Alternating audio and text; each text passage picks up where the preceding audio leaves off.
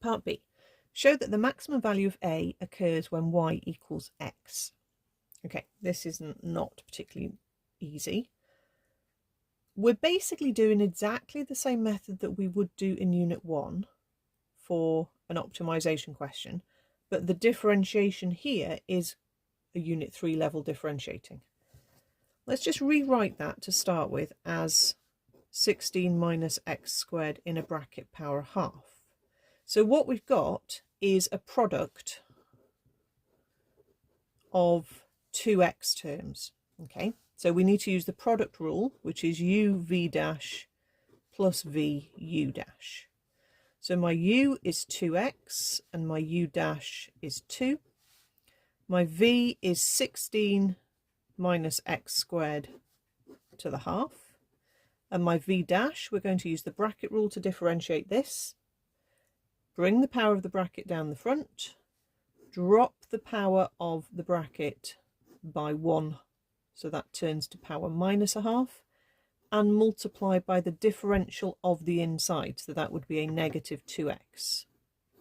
We can tidy that up a little bit by cancelling out the 2 and bringing the minus x to the front. I'll also pop the bracket back on the bottom. It was more useful there later on, but if you leave it on the top, that's fine. So the half and the 2 cancelled, the minus x is there, and there's the bracket now on the bottom. So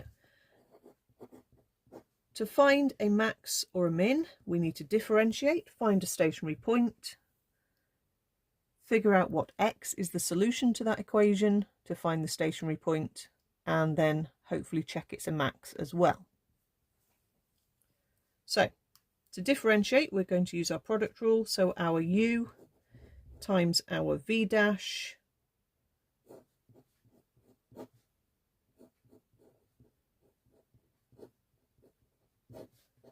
plus our v times our u dash.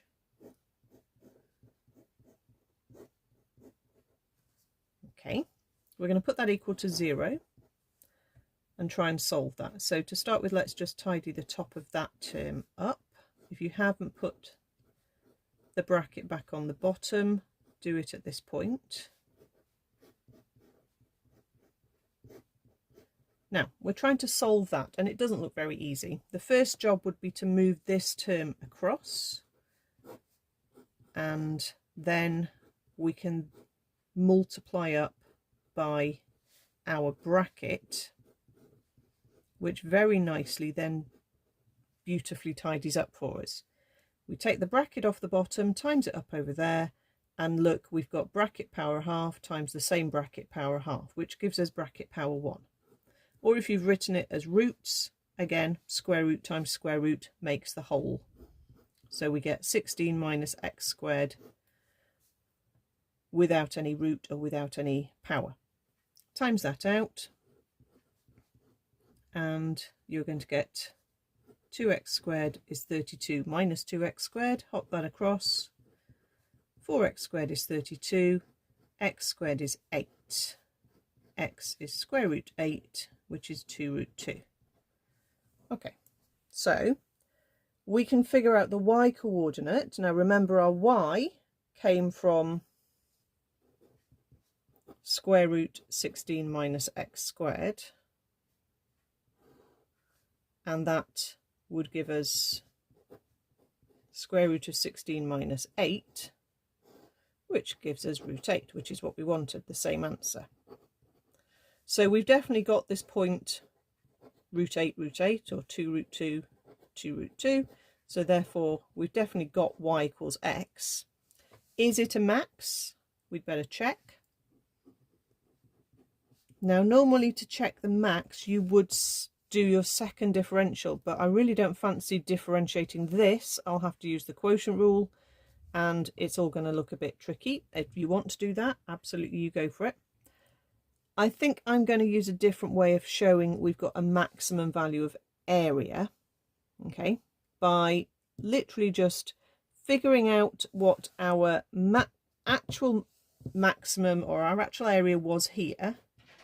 So if I substitute in root 8 into this expression, I'll get 2 times root 8 times 16 minus 8, which gives me 2 root 8 root 8, which is 2 times a whole 8, which is 16. So I think that's the maximum area that I could have got. Remember, the original picture was that rectangle inscribed in a semicircle. And I think that happens when x is square root 8, and square root 8 is 2 and a bit. Okay, so if I check the value of the area either side of this x coordinate, I'm expecting a max shape. So when I'm at root 8 there, I'm at height 16, and if I check where x is 2 and where x is 3, I'm expecting a lower decimal either side. So if I substitute in x is 2 into the area expression, I'll get 2 times 2 times square root 16 minus 4 is 12. Okay, 4 root 12 is 13 and a bit. Okay, well that's definitely less than the 16 we had. Let's check x being 3.